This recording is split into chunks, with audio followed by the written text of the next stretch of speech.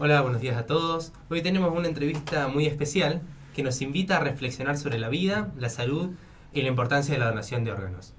Tenemos acá y vamos a conversar con Ludmila Basili, una joven que recibió un trasplante de riñón y que hoy aceptó compartir con nosotros su historia. Muchas gracias por invitarme. Bueno, hola Ludmila. Muchísimas gracias por estar acá con nosotros. Para empezar, nos gustaría saber si nos podrías contar un poco sobre vos y cómo era tu vida antes del trasplante. Bueno, yo soy Ludmila Basili, tengo 27 años. Mi vida antes del trasplante era, vivía en diálisis 3 veces por semana, 4 horas. El primer momento era lo sobrellevaba bien, ya después a lo último como que decía hasta acá llegué, pensé que no iba a llegar a poder trasplantarme, porque el cuerpo se desgasta mucho. Yo seguía trabajando, seguía mi vida normal, pero bueno, con restricciones, porque yo 3 días a la semana me hacía diálisis, como ya había dicho. Entonces, en esos días no iba a trabajar. Y mi vida era básicamente esperar que yo me trasplante y bueno, de tener esperanza, porque bueno, es difícil. Es difícil. Pero bueno, nada, ahora estoy feliz, estoy re bien, así que espectacular. Bueno, Ludmila, gracias por venir. Y mi pregunta es, ¿a qué edad te diagnosticaron el problema renal y cómo te enteraste que ibas a necesitar un trasplante?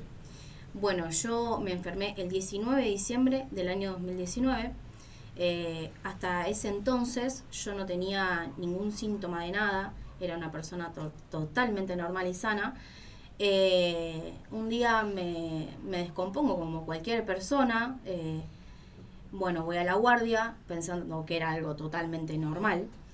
Y me empezaron a preguntar con quién viniste, qué edad tenés. Yo tenía 19 años en ese momento. Y le digo, no, vine sola porque nada, me duele la cabeza. Bueno, me dice, te vas a tener que quedar internada. Bueno, yo a todo esto llamaron a mi familia, a mi papá, a mi mamá, y le empezaron a decir de lo que yo estaba pasando. A todo esto mi papá no sabía cómo decírmelo, y me lo ocultaron por 2 días, me acuerdo, porque también era difícil para ellos, yo los entiendo.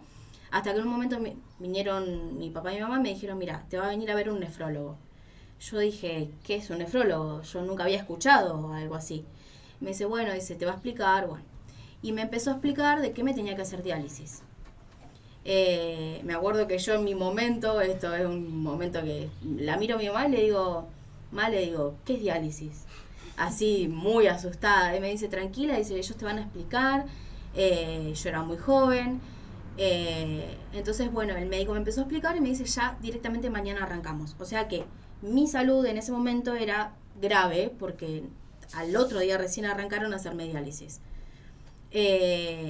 Bueno, fue un proceso re duro, complicado. Me acuerdo que la primer diálisis le dijeron a mi mamá que podía estar conmigo.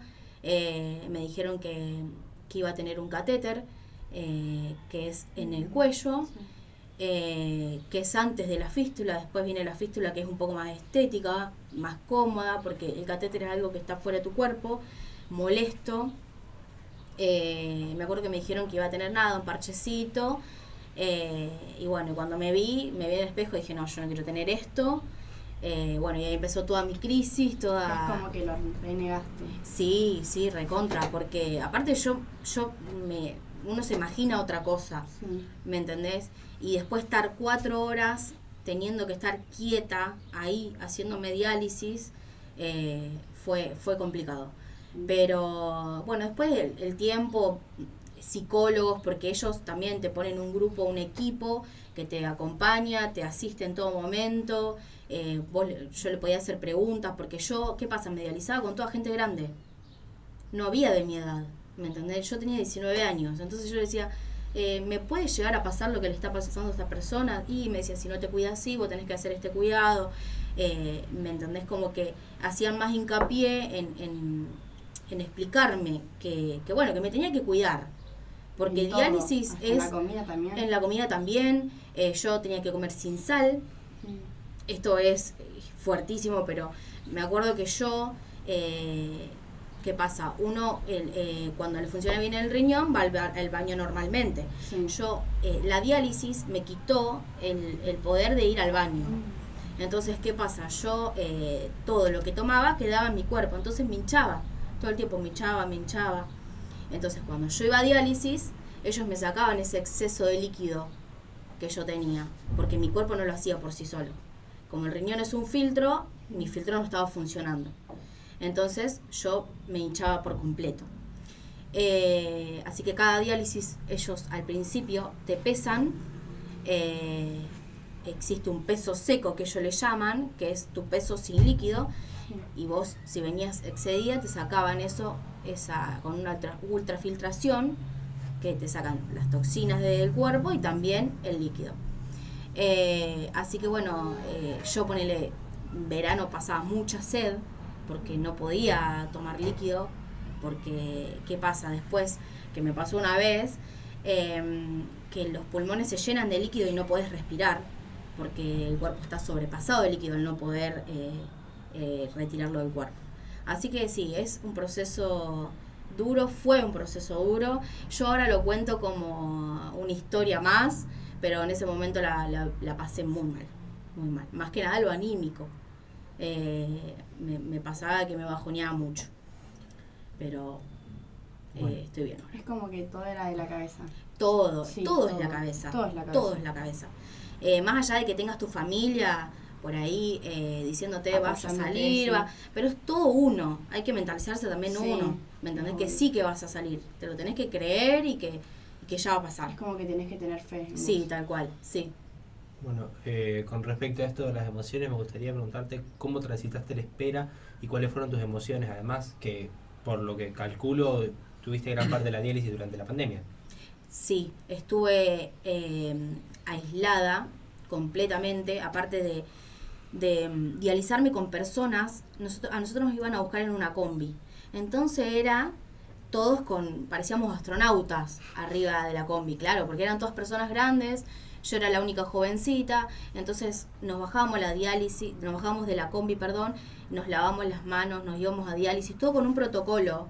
Yo llegaba a mi casa y recién ahí me podía sacar todo ese coso que tenía puesto, toda esa ropa que te ponían. La verdad es que yo sentí que, a ver, en la pandemia fue muy difícil. En la pandemia fue muy difícil porque estábamos expuestos a un montón de cosas por tener las defensas bajas. Entonces, fue difícil. Pero, ¿cómo era tu pregunta? Discúlpame. De cómo fueron tus emociones con respecto a la espera. La verdad la pasé muy mal. Tenía a mi mamá que me decía, bueno, Lu, tranquila, no mires la página. Bueno, nosotros teníamos una página en la que podíamos mirar en qué estado de la lista estábamos. Pero te imaginas, hay un montón de personas en la lista de espera. Sí. ¿Me entendés? Y también te llaman una vez que estás recontra cerca. No es que te llaman y dicen, no, prepárate. No. Te llaman una vez que ya estás para lista de espera, ya estás para trasplantarte. Pero bueno, fue muy angustiante. Ya lo último no miraba la página. Que me decían qué estado estaba o en qué orden de la lista estaba. Yo ya no la miraba porque me hacía mal. Sí, porque Sí. Bueno, con esto que me contaste por lo que decís, seguramente para vos fue un momento muy fuerte. ¿Y qué sentiste cuando te dijeron que había un donante compatible para vos? Bueno, me acuerdo como si fuera hoy el momento. Yo estaba trabajando y me llama mi mamá y yo siempre a mi mamá le decía, no me llames en horario de trabajo. Y bueno, yo digo, es raro que me esté llamando. Nada, contesté y me dice, Lu, me dice, está pendiente al teléfono, dice, porque me llamaron de que estás en cuarto puesto.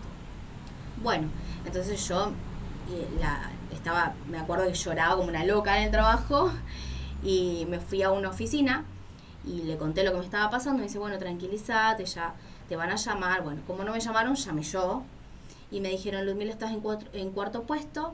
Dice, podés ir a trasplante, como no, pero te avisamos que estás en cuarto puesto. Yo me acuerdo que por fe tenía un bolsito preparado ya con lo básico para salir, porque Sí. bueno, me preguntaron si estaba resfriada, enferma, porque ¿qué pasa? Si a vos te llaman y tenés alguna, digamos, estás resfriado con tos, supongo que se toman otras medidas. Yo, por ejemplo, en ese momento, gracias a Dios, estaba bien, Y me dijeron, bueno, retírate ahora del trabajo. Me fui a mi casa, me preparé lo que me faltaba y bueno, me dice, a las 12 de la noche te avisamos. Bueno, nada, yo estaba con el teléfono ahí. No podía pensar en más nada, ni tampoco pensaba en el después del trasplante, porque no sabía lo que me iba a suceder, lo que iba a pasar. Solamente pensaba en el viaje, en todo. Bueno, y resulta que me llamaron a las 3 de la mañana y me dijeron, ¿cuántas horas tenés de viaje? Y yo le dije que tenía 7 horas de viaje, por algún motivo, por si nos llegamos a retrasar o eso, porque ¿qué pasa? El órgano tiene un tiempo de espera, digamos. Entonces me dijeron, bueno, viaja ya, así que bueno, nada, agarré el primer auto y me fui.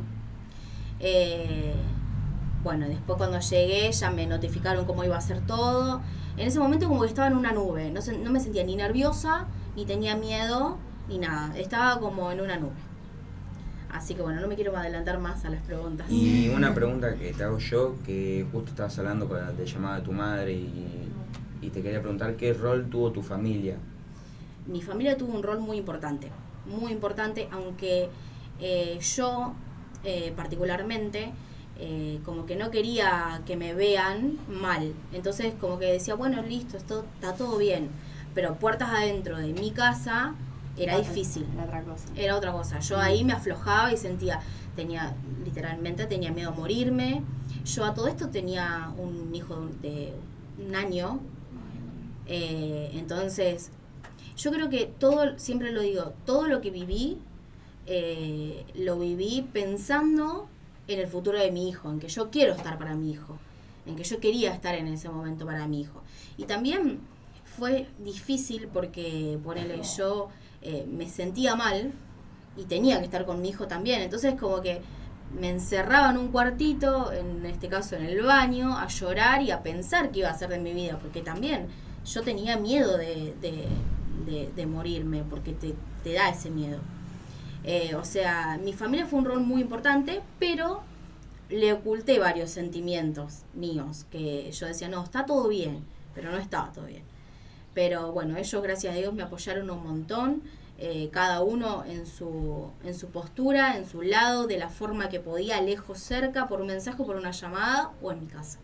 Pero me apoyaron. Entonces podríamos decir que básicamente luchaste principalmente por tu hijo. Sí. Si a mí me hubiese pasado en otra circunstancia de mi vida, yo no sé si hubiese podido llegar como llegué y de la forma que llegué si no tuviera a mi hijo.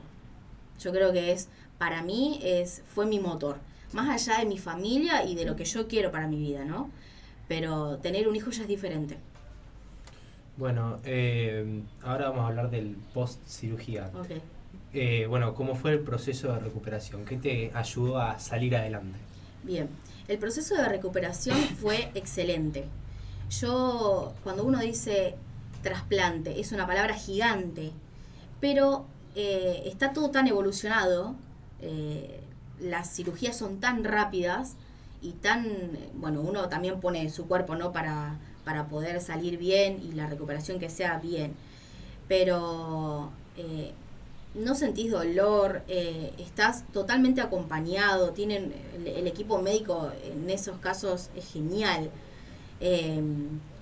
pero no, o sea, yo pensé que iba a ser difícil, pero no, la verdad fue fácil la recuperación, ningún tipo de dolor, motivada porque ya sabía que tenía lo que yo tanto esperaba.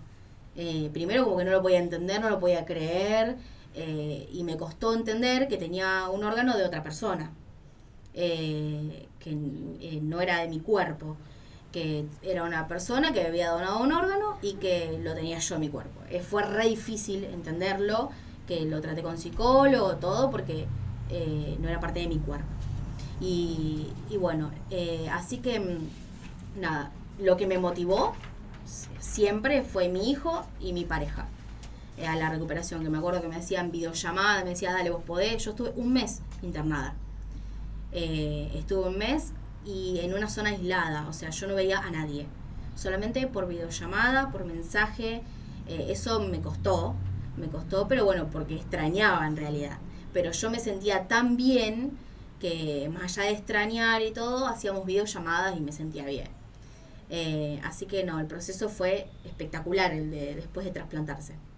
Y bueno, con respecto a esto, ¿qué medidas, qué restricciones tenés que tener ahora en tu vida? Vos podés seguir teniendo una vida normal, pero cambia algo, ¿no? Sí, yo tengo una vida casi normal, diría. Yo tomo una medicación para que mi cuerpo no rechace ese órgano, que esa medicación puede generar alguna que otras cositas que tratar. Pero de vida puedo hacer todo, puedo hacer ejercicio físico, puedo comer lo que quiera, más allá de cuidarse con la sal, porque no tengo 2 riñones como cualquier persona, tengo uno solo y lo tengo que cuidar. Tomar agua, mucha agua.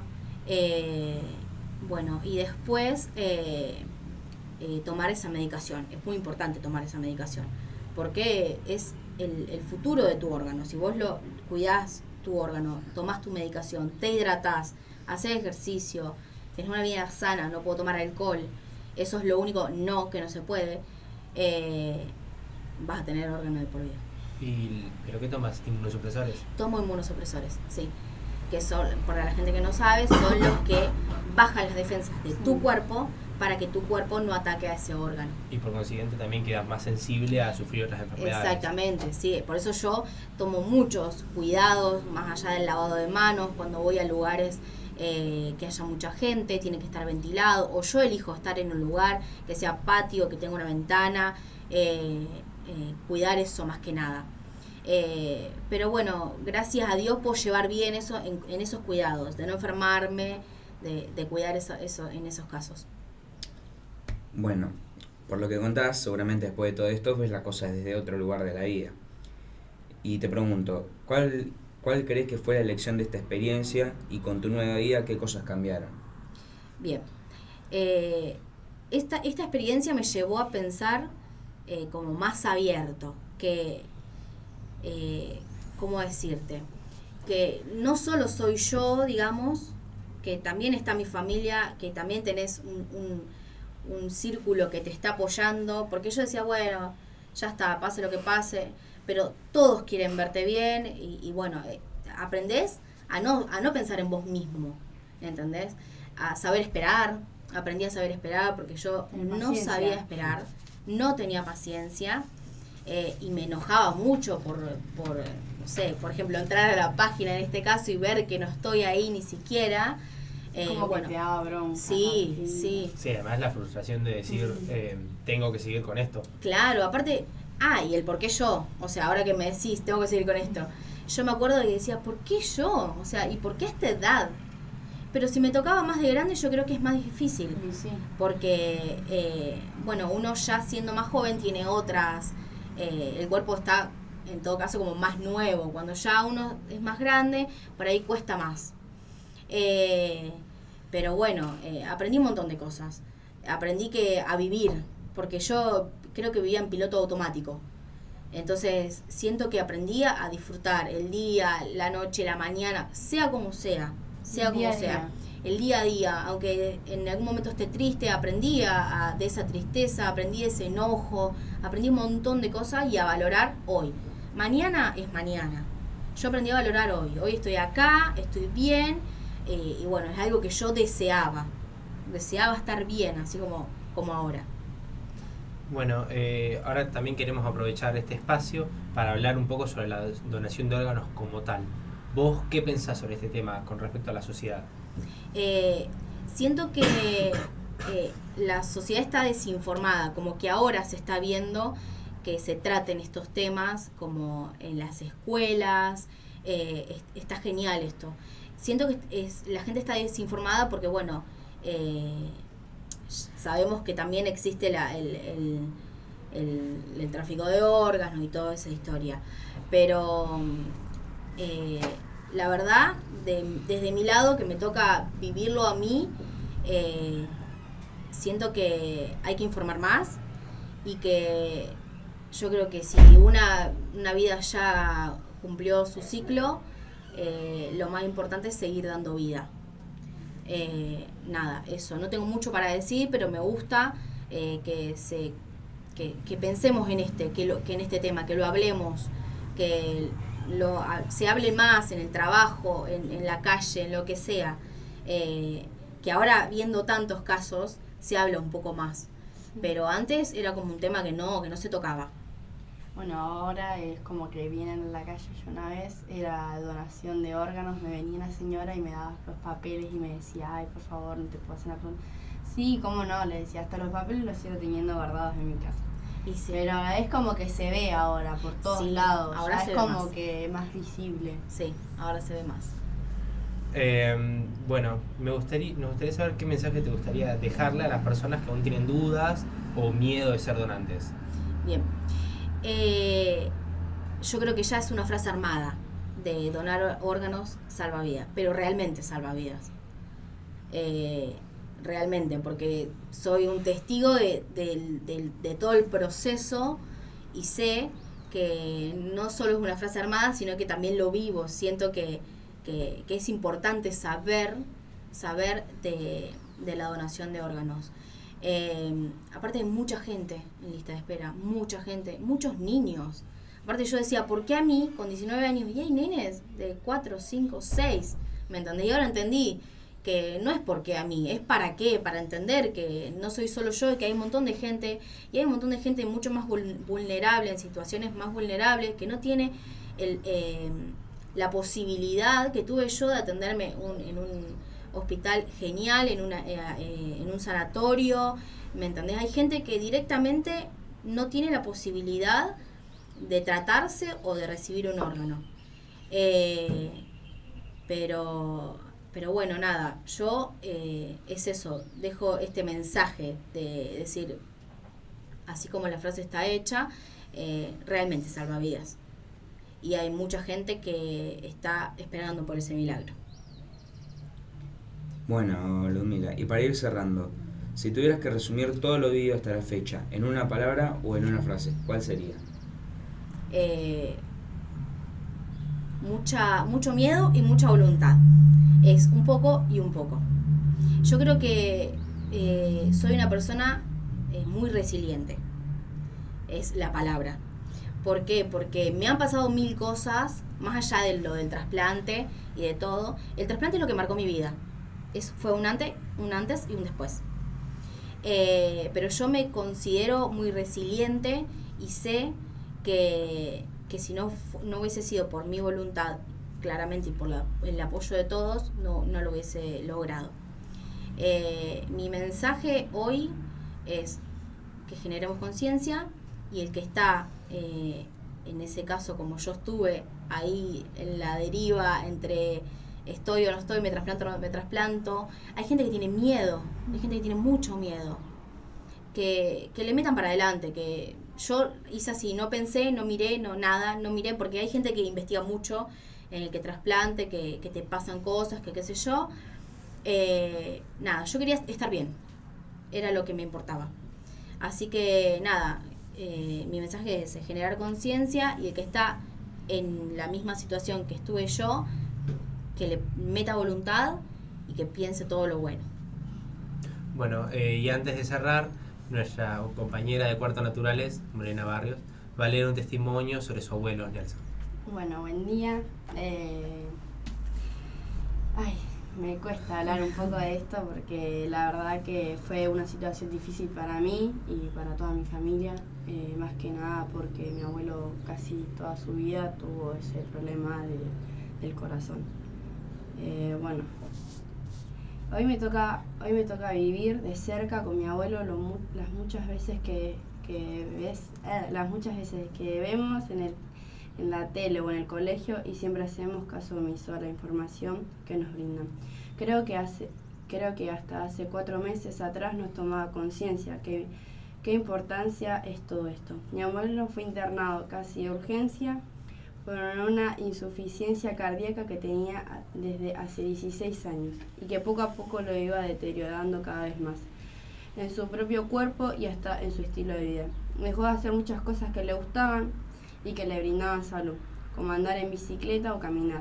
Una vez que ingresó a la terapia intensiva de la clínica no nos dieron un buen diagnóstico y nos dijeron que la solución era un procedimiento que podía darle un tiempo más más de vida para ir pensando en un trasplante cardíaco. En la clínica ya no pudieron seguir con el tratamiento. Es como que lo tuvieron en la clínica, creo que una semana o dos, y lo llevaron para Favaloro a mi abuelo. Lo trasplantaron prácticamente de urgencia. Y es la mejor clínica a nivel país que hace este tipo de trasplantes y tratamientos. En la fundación le hicieron muchos estudios y nos avisaron que era candidato para ser receptor de un órgano. Hay muchos estudios previos, análisis, medicaciones que nos dicen qué tipo de corazón necesita mi abuelo. Una vez que esos estudios terminan, se asignan un lugar en lista de trasplante. Emergencia no pueden esperar mucho tiempo, urgencia pueden esperar en la clínica bajo cuidados médicos y soportes vitales como drogas específicas. Y los pasivos, que bueno, como vos que esperaste en tu casa. Exactamente. Por lo que nos explicaron, para todos los órganos es el mismo listado de espera, lo que cambian son los estudios. Mi abuelo entró en la lista de espera de urgencia porque necesitaba una droga muy fuerte para que su corazón pudiera seguir latiendo. El corazón de mi abuelo andaba un 10% nomás. Es como que mi abuelo era como que no podía vivir. El día que lo llevaron a Favaloro, las 72 horas que le dieron, o a los 2 días, decían que no iba a sobrevivir. Cuando lo llevaron decía que mi abuelo no iba a vivir, que tenía que ser un milagro para que le trasplantaran ese corazón. Y por eso para nosotros fue difícil. Mi mamá tuvo que salir del trabajo, me acuerdo, todo apurada, llorando, mi mamá como una loca, re nerviosa, y es como que fue difícil porque tuvo que viajar hasta allá, hasta Buenos Aires, a verlo a él y a ver si podía estar bien. Bueno, y después a los 2 días de ser anunciado en dicha lista de espera, nos avisaron que había salido un procedimiento y que el corazón era compatible con él. Así que ante nuestro asombro, porque prácticamente es como que fue todo wow, mi mamá me llamaba por teléfono y era todo como que era muy rápido, era todo un asombro porque me decís wow, tan rápido, un corazón. Lo que pasa es que no tenía otra, era emergencia. Muy emergencia. Sí. Es como que decía mi mamá que tenía como una droga que hacía un coso así que no sé, mi mamá es como que hablaba y no se le entendía nada, lloraba y nosotros como que, no sé, nos asombramos y nos pusimos re contentos, lloramos de felicidad de que él podía estar vivo, de que una persona que le podría haber trasplantado un corazón, obviamente una persona que ya había fallecido y que era donante. Y bueno, lo operaron enseguida y hoy está muy bien. Tiene que seguir con los estudios de control para saber si su cuerpo rechaza el corazón. Al principio esos estudios eran todas las semanas, luego fueron una vez cada 15 días y ahora empiezan a ser cada un mes. Tiene que tomar muchas medicaciones y entre esas hay un inmunosupresor. Eso es lo que tomas también. Sí. Que hacen que el cuerpo no rechace el órgano. Hoy, gracias a la importancia de donar órganos, mi abuelo puede recibir una mejor calidad de vida y puede volver a tener una nueva oportunidad para disfrutar. Es como, no sé, es raro. Mi abuelo me acuerdo que cuando estaba ahí adentro decía yo tengo un corazón de otra persona. Sí. Es como que mi abuelo cuando también fue a una radio, es como que lo que habla, no lo habla porque él lo vivió como vos. Mi abuelo no sabe, él tuvo como 20 días en la cama, como que él no podía hablar, nada. Claro. Él no se acuerda de nada. Se acuerda lo que le cuentan, se acuerda que estuvo ahí y nada más, pero después no se acuerda más nada. Y es como, yo me asombro cuando pasó eso, es como que yo me asombré con la edad que tengo, con 17 años, que mi abuelo fue operado del corazón y es como muy guau. Aparte de un gran milagro, porque si le funcionaba re poco el corazón. Sí, es como muy raro. Él habló en la radio y es como que él también se sorprendía al ver todas esas cosas o le contaban. Mi tío fue el que prácticamente me ayudó a escribir todo esto porque nada, yo no sé muchas cosas y eso que soy de cuarta naturales, pero bueno, es como que no sé, es todo muy raro.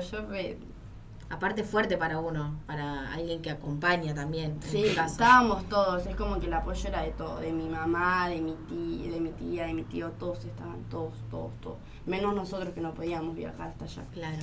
Pero hasta el hermano de él fue de viaje y fue toda una locura y nada, y hasta ahora mi abuelo está muy bien y bueno, y ahora sí puede tener, como decía, tengo 20 años más. Ay, sí, te Y sentís así. Sí, es como que te sentís así y es como que me da felicidad al escucharlo o al ver que puede tener eso.